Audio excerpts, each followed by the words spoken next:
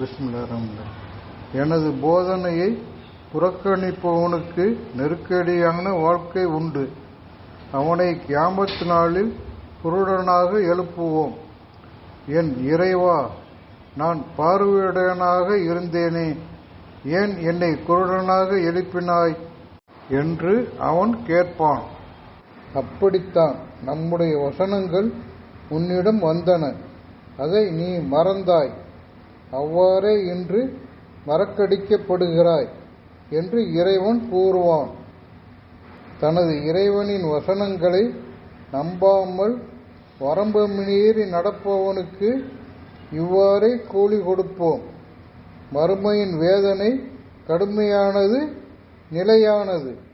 அவர்களுக்கு முன்னர் எத்தனையோ தலைமுறையினரை அளித்துள்ளோம் என்பது அவர்களுக்கு நேர்வழியை காட்டவில்லையா? அவர்கள் குடியிருந்த இடங்களில் இவர்கள் நடக்கின்றனர். அறிவுடையோருக்கு இதில் பல சான்றுகள் உள்ளன.